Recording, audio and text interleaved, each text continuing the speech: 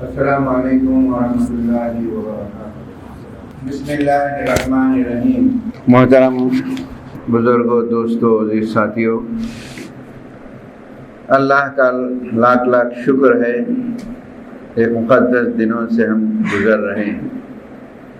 کل نماز کے بعد مجھے نیچے خواتین کی ایک بڑی تعداد کل محسوس ہوئی اور رشک آیا کہ ہماری مائیں ایک عمر کے حصے کو پہنچنے کے باوجود لکڑیوں کے سہارے سے آ کر جو ہے نمازیں پڑھ رہے ہیں۔ اس حلقے کو خالی ہونے کے لیے میں تقریباً 15-20 منٹ تک انتظار کر رہا۔ دل سے دعا نکلی اور امید تھی کہ یقیناً ہمارے دلوں کے اندر ایمانی کیفیت ابھی بھی باقی ہیں۔ اللہ تعالیٰ ان کے اس تکالیف کو نیکیوں میں بدل دیں اور دعا کریں کہ یہ نعمتیں ہمارے لیے بہت اہم ہیں۔ حضور کی ایک دعا یاد آ رہی ہے، عمر کے کسی ایک حصے کو ہم بہت دور تک چلے جاتے ہیں۔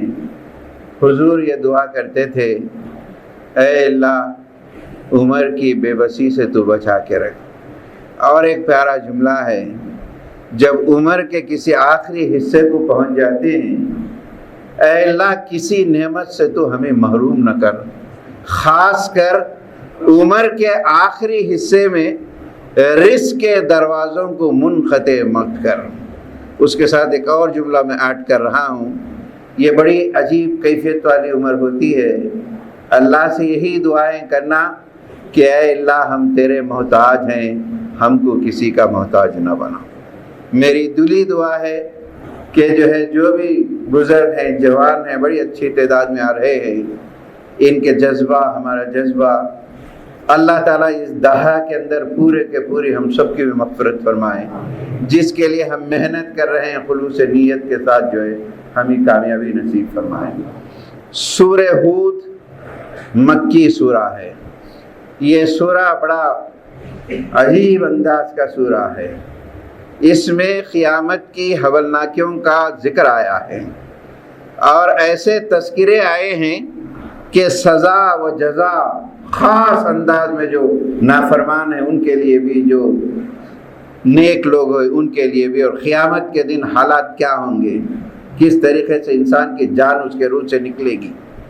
یہ ایسی صورت ہے کہ اللہ کے رسول صلی اللہ علیہ وسلم کے سامنے حضرت ابوبکر صدیق بیٹھے ہوئے تھے۔ آپ کے چہرے مبارک کو بڑے غور سے دیکھا۔ حضرت ابوبکر نے کہا، اے اللہ کے رسول، آپ کی داڑھی مبارک میں بال کو سفید نظر آ رہے۔ اللہ کے رسول نے فرمایا، ابھی سورہ ہود نازل ہوا ہے، اس سورہ نے مجھے بہت جلدی بوڑھا کر دیا۔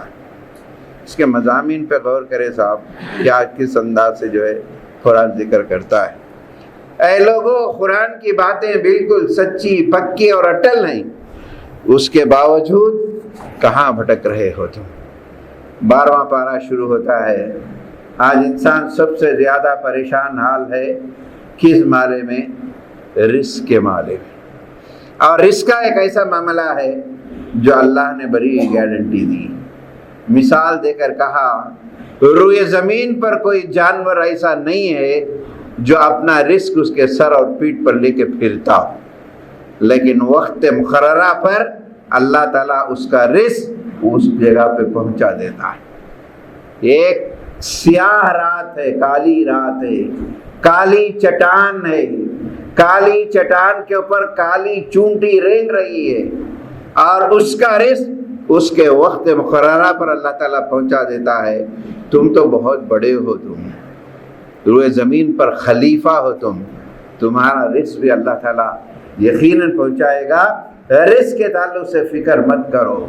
ایک جگہ قرآن نے کہا سورہ طلاق کے اندر، تم مجھ پہ بھروسہ رکھو، ہم ایسی جگہ سے تم کو رزق پہنچائیں گے تم کو وہم گمان بھی نہیں ہوتا ہے۔ تو رزق کے تعلق سے یہ بات کہی گئی۔ پھر اس کے بعد یہ کیفیت کا ذکر آیا ہے، انسان بڑا عجیب حال ہے۔ دیکھیے انسان کی عجیب حالت ہے، جب وہ خوشحال ہوتا ہے تو اکڑنے لگتا ہے، میں کچھ ہوں، میں کچھ ہوں، میرے سے چل رہے تم۔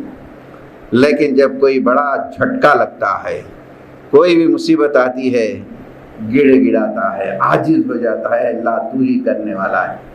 اس کی بلبلاہٹ، اس کی عاجزی و انکساری پر اس کی تکلیف کو ہم دور کر دیتے ہیں، لیکن جیسی تکلیف دور ہوتی ہے تکلیف کے دور کرنے والے کو وہ بھول جاتا ہے، بہت جلدی انسان جو ہے بھول جاتا ہے۔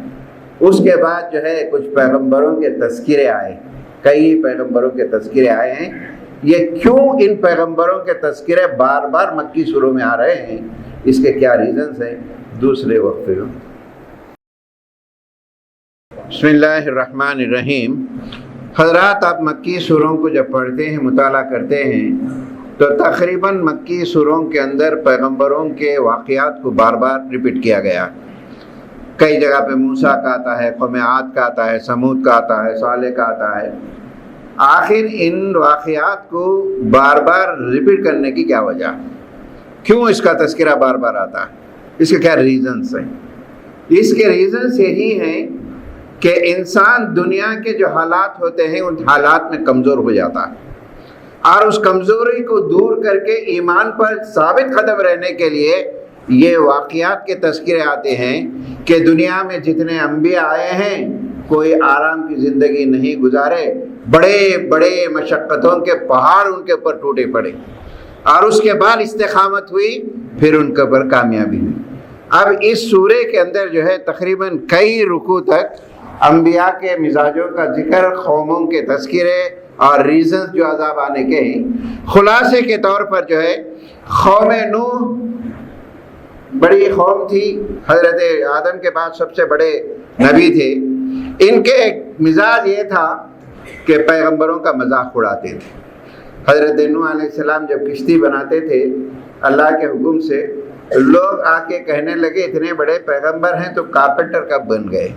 یہاں تو جو ہے ریگستان ہے، یہ کشتی کیسے چلے گی؟ اس قسم کا مذاق دین پر، دین کے کام کرنے والوں پر، چاہے کوئی بھی کیوں نہ ہو، یاد رکھیے اللہ ناراض ہوتا ہے۔ اس مذاق کرنے کی وجہ سے اس قوم کو طوفان میں ہلاک کر دیا گیا۔ سمود خدا کی نشانیاں تھیں، مانگے وہ بھائی یہ اونٹنی ہے، یہ پتھر ہے، یہ پتھر سے اونٹنی نکالو، خود مان لیں گے آپ کو۔ دعا کی، پتھر سے اونٹنی نکلی، گابن اونٹنی نکلی، لیکن اس خدا کی نشانی کی بے حرمتی کرنے لگے، اور نتیجہ کیا ہوا؟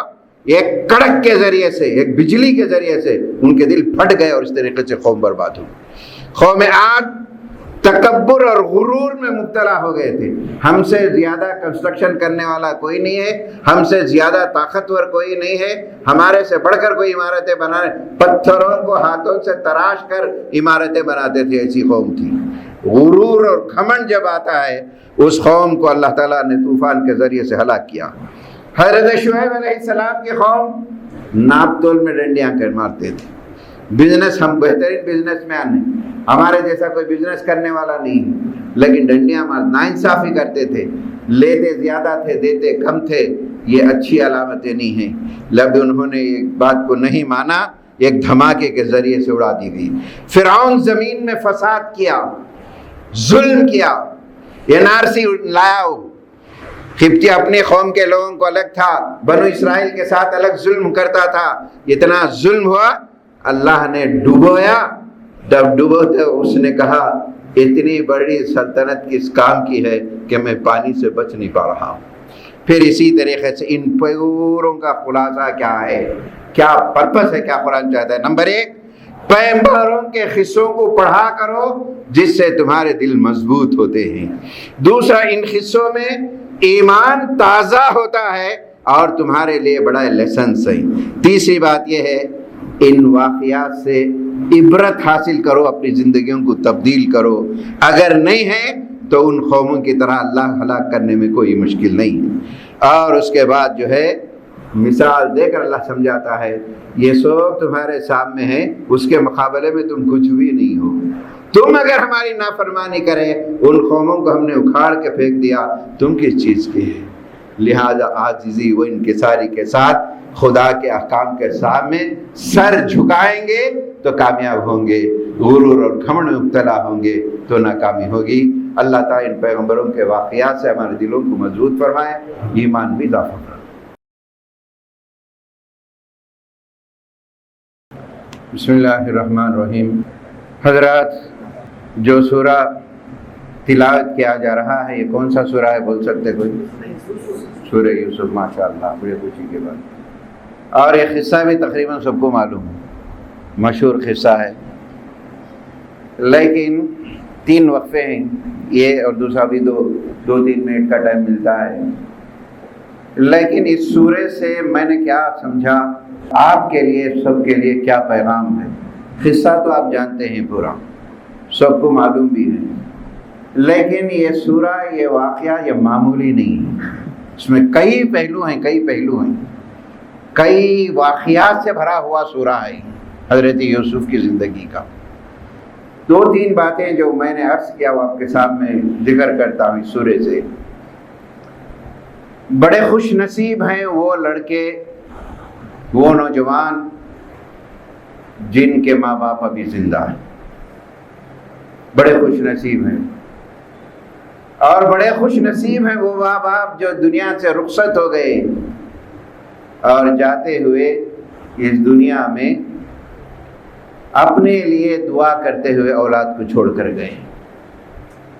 یہ دونوں پہلو ہیں حضرات۔ باپ اور بیٹے کا جو رشتہ ہوتا ہے بڑا اہم ترین رشتہ ہوتا ہے، باپ کی قدر کیجیے۔ باپ واحد شخص ہے جو اپنے بچے کے مستقبل کی ترقیاں دیکھنا چاہتا ہے۔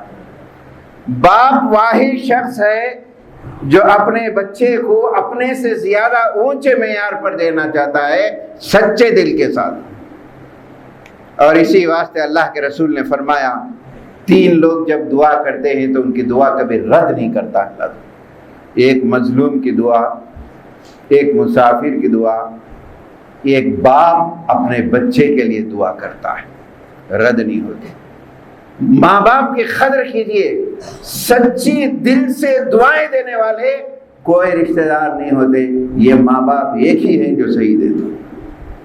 جب میری والدہ کا انتقال ہو گیا 3 سال پہلے، ہم گئے، بھائی بہن جمع ہوئے، میرے بہنوں نے، بھائیوں نے کہا کہ آپ کچھ بولیے۔ بھائیوں نے کہا، بہنوں نے کہا ہماری والدہ تہجد گزار تھی، بھائی تہجد میں آپ کے لیے بڑا دعا کرتی تھی ہمیشہ۔ آج وہی دعا کا اثر ہے جو آپ کے سامنے، کیونکہ سچی دعا، ترقی کی دعا، اہل اولاد کی دعا وہ ماں ہی کر سکتی ہے، دوسرے کوئی نہیں کر سکتے۔ اور اس کی قدر کیجیے میرے دوست۔ حضرت یعقوب علیہ السلام، یوسف علیہ السلام یہ خواب دیکھتے ہیں۔ اس خواب کا ذکر اپنے بھائیوں سے بھی کر سکتے تھے، آپ دوستوں سے بھی کہہ سکتے تھے، اپنے باپ سے جا کے کہتے ہیں۔ کیوں؟ ان کو یقین ہے کہ باپ ایک ہی ہیں جو صحیح رہنمائی کر سکتے ہیں، میری مصیبت اور پریشانی پہ صحیح گائیڈ کر سکتے ہیں، باپ کے مرتبے اور مقام کو۔ اس واسطے اللہ کے رسول نے فرمایا جنت کے دروازوں میں اگر بیچ کا دروازہ ہے وہ باپ ہے، باپ کی قدر کیا کرو۔ جا کے کہنے لگے بڑے پیار سے، یا ابتی، اے میرے ابا جان، میں نے ایک عجیب خواب دیکھا ہے، اور یہ خواب کو سن کر ایک پیغمبرانہ مزاج، ایک ہمدردی بچے کے لیے کتنے خلوص کے ساتھ کہتے ہیں، بیٹے اس خواب کا ذکر اپنے بھائیوں سے بھی نہیں کرنا۔ کیوں؟ ان کو معلوم تھا کہ آگے چل کر کیا حالات ہونے والے۔ صحیح مشورہ، صحیح رہنمائی باپ کے علاوہ آپ کی زندگی میں کوئی دے نہیں سکتا ہے۔ آج ہمارے باپ کوئی نصیحت کرتے ہیں تو ہم نیگلیکٹ کر دیتے ہیں، نظر انداز کر دیتے ہیں۔ آج کے بچے تو ماں باپ کو یہ کہتے ہیں آپ کو کیا معلوم، ہم تو بڑے بڑے ڈگریاں لیے ہوئے، آپ کو کیا تجربہ ہے۔ یہ واقعہ ہے میرے دوستو یوسف اور یعقوب علیہ السلام کا، باپ اور بیٹے کی محبت، باپ کو باپ سمجھنا، باپ اپنے بچے کی خیر خواہی کرنا، اور ایک بڑا رتبہ ہے جو آگے چل کر یہی جو ہے آگے تک چلتا ہے۔ تو پہلا میسج یہ ہے اپنے باپوں کی قدر کیجیے۔ ماں باپ کا بیٹے کا رشتہ ہونا چاہیے، اپنا خلوص، اپنی محبت، اپنا دکھ درد اور صحیح طریقے سے رہنمائی کرنے والے باپ ہی ہو سکتے ہیں۔ اس کی قدر کیجیے، یہ پہلا لیسن ہے یہ اس واقعے سے، اس سورے سے ہمیں لے کر اٹھنا ہے۔ اللہ سے دعا ہے، اے اللہ ہمارے ماں باپ اگر گزر چکے ہیں، اے اللہ ان کی مغفرت فرما دے، اے اللہ جن کے زندہ ہیں، اے اللہ ان کے سامنے اپنے شولڈر کو جھکا کے دعا کرنے والا بنا، ان کی خدمت کرنے والا بنا۔ آمین۔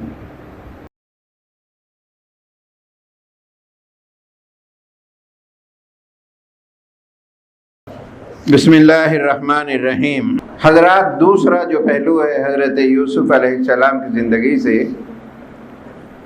کہ حضرت یوسف علیہ السلام کی زندگی بچپن سے لے کر آخر تک بڑی کٹھن آزمائشوں میں گزری، اور اس سے سبق ملتا ہے کہ یہ دین پر چلنا، دین کو پھیلانا یہ آسان نہیں ہے، اس پہ برداشت بھی ہونا پڑتا ہے اور بڑی تکلیفوں سے بھی گزرنا پڑتا ہے۔ باپ کو اللہ تعالیٰ نے کئی خاصیتیں دی ہیں، اس میں سے ایک خاصیت یا خوبی یہ ہے 1000 تکلیفیں خود برداشت کر لیتا ہے، اور یہ تکلیفیں اپنے بچوں کو نہ آئیں یہ ہمیشہ سوچتا ہے۔ آج ہمارے ماں باپ وہی ہے، اتنا آرام، وقت سے پہلے آرام کی چیزیں سب کچھ اپنے آپ کو فنا کر لے کے دیے۔ یہ باپ کی خصوصیت ہے میرے دوست۔ حضرت یوسف علیہ السلام کی بڑی آزمائش، چھوٹے تھے بچپن میں، اور جو ہے جنگل میں ایک کنویں میں ڈال دیا گیا۔ اس کا غم باپ پہ کیا گزرتا ہے سوچیے، جس کے بچے چلے جائیں۔ ابھی 2 دن پہلے یونیسیف ایک چلڈرن کا آرگنیشن ہے یہودیوں کا، انہوں نے رپورٹ دی ہے غزہ کے اندر، فلسطین کے اندر جن کے معصوم بچوں کے ماں باپ چل چکے ہیں، ان کا زندہ رہنا تو دور کی بات ہے، ان کو رونے کی بھی طاقت نہیں ہے وہ بچوں کے۔ ابھی 2 دن کی رپورٹ ہے، آپ پڑھیے، آپ کیا کیفیت ہوتی ہے ایک بچے کو ماں باپ پر گزرتی ہے، تو یہ کیا کیفیت ہے۔ یہی کیفیت حضرت یوسف علیہ السلام بچپن میں چلے جاتے ہیں، روتے روتے ہی آنکھوں بندھے ہو جاتی، آنکھ کی بینائی چلے جاتی، وہاں سے نکلتے ہیں مصر کے بازار میں فروخت ہوتے ہیں، بھرپور جوانی کا عالم ہے۔ آج کے نوجوان کیا سمجھتے، یہ جوانی ہے، جوانی میں غلطیاں ہوتے ہی ہیں، 12 المعاف، لیکن حضرت یوسف جیسا خوبصورت نہیں تھا کوئی۔ مفسر نے لکھا ہے اللہ تعالیٰ نے آدھی خوبصورت یوسف علیہ السلام کو دی تھی، آدھی خوبصورت دنیا کو بانٹی تھی۔ دیکھیں جوانی کیا لگتی، بادشاہ کے دربار میں جاتے ہیں اور عزیز مصر کی بیوی آپ پر ورا لاتی ہے۔ یہ جوانی ہو اور علم ہو، بادشاہ کا دربار ہو، بادشاہ کی بیوی ہو، بچنا آسان نہیں ہے۔ حضرت یوسف علیہ السلام اپنے آپ کو بچتے ہیں، یہ ایک پیغام دیتے ہیں نوجوانوں کو۔ 13ویں پارے کی پہلی آیت جس میں کہا اے لوگو، اپنے گناہوں سے بچنے کی کوشش کرنا چاہتا ہے، اللہ اسے گناہوں سے بچا کے نکالتا ہے۔ پہلے تو کوشش کرو نوجوان، یہ دوسرا ہے۔ تیسرا پھر جیل میں جاتے ہیں اور جرم کی وجہ سے۔ ایک مومن اپنے مقصد حیات کو کبھی فراموش نہیں کرتا ہے۔ جیسے یوسف جیل میں جاتے ہیں وہاں پریشان نہیں ہوتے ہیں، جیل کے اندر اللہ کا پیغام پہنچاتے ہیں۔ یہ ایک مومن کا کردار، وہ کس حال میں ہو، کس دور میں ہو، جہاں بھی ہو، اپنے فرائض کو وہ غافل نہیں ہوتا ہے، اللہ کا پیغام پہنچاتا ہے۔ پھر اس کے بعد تخت و تاج میں ملتا ہے۔ ان تمام واقعات سے معلوم ہوتا ہے کہ آزمائشوں کی زندگی رہی حضرت یوسف علیہ السلام کی، معمولی زندگی نہیں، بچپن سے لے کر آخر تک آزمائشوں کی زندگی رہی۔ اس کے بعد چل کر کامیابی بھی ہوتی ہے، کس انداز سے ہوتی ہے آگے کی آیتوں میں اس کے تذکرے آتے ہیں۔ اللہ سے دعا ہے ہر دور میں، ہر وقت میں، ہر فتنوں میں اللہ تعالی ہم سب کو دین پر، ایمان پر استقامت رکھے۔ بسم اللہ الرحمن الرحیم۔ آج دونوں گھڑیوں کو مت دیکھیے، 2-3 منٹ لیتا ہوں زیادہ۔ حضرات، سورہ یوسف کا ایک آخری پیغام میں دینا چاہتا ہوں۔ دیکھیے، ہمیشہ مومن کی زندگی میں پریشانیاں، تکلیفیں، مصائب و آلام نہیں رہتے۔ ہر تنگی دور ہوتا ہے، ہر آزمائشی دور ہوتا ہے، مصیبتوں کا دور ہوتا ہے، یہ گزر جاتے ہیں اور یقیناً کامیابی ہوتی ہے۔ حضرت یوسف علیہ السلام کی پوری زندگی کو آپ پڑھیں، بچپن سے لے کر آخر تک آزمائشوں کا دور رہا، پھر اس کے بعد اللہ تعالیٰ نے انہیں سلطنت کا بڑا بادشاہ بھی بنا دیا. یہ اللہ تعالیٰ نے انہیں دی. اور پھر اس یوسف علیہ السلام کے واقعے سے ہم ساری دنیا کے حکمرانوں کو یہ پیغام دے سکتے ہیں. اے حکمرانوں، تم دولت کے غروروں پر، طاقت کے نشے پر، تعداد کے نشے پر کہاں جا رہے ہو اور انسانیت کی تباہی کر رہے ہو. حضرت یوسف علیہ السلام نے پوری دنیا کے حکمران حکم دیا کہ دیکھو حکمرانی کیسے ہوتی ہے. اور جو ہے جب 7 سال کا خط آیا، کوئی معمولی خط نہیں تھا، 7 سال کا خط آیا. حضرت یوسف علیہ السلام بادشاہ تھے. ڈور ٹو ڈور پوری سلطنت کے اندر اناج پہنچاتے تھے. آپ ڈور ٹو ڈور 7 سال تک. جو بھائیوں نے آپ کے ساتھ حسد کر کے کنویں میں ڈال دیا، وہ بھی آپ کے پاس گئے اناج کے لیے. حضرت یوسف نے تو پہچان لیا اور وہ لوگ نہیں پہچانے. لیکن ایک پیغمبرانہ مزاج کیا ہے، وہ میسیج یہ ہے کہ حضرت یوسف علیہ السلام نے اپنے بھائیوں کو پہچانا جنہوں نے حسد کر کے ایک جنگل کے کنویں میں پھینک دیا تھا. حضرت یوسف نے بھائیوں کو دیکھ کر اللہ سے دعا کی، اے اللہ مجھے بھی معاف کر، میرے بھائیوں کو بھی معاف کر دے، نادانی سے انہوں نے کام کیا. یہ پیغمبرانہ کردار ہوتا ہے. پھر اس کے بعد پورے کے پورے جو حالات کس طریقے سے ہوتے ہیں، اناج بھی دیتے ہیں. پھر اس کے بعد مصائب و آلام پر ایک ہی سہارا ہے مومن کے لیے، وہ اللہ سے اپنے رشتے کو قائم کریں، اللہ سے اپنے رشتے کو مضبوط کریں.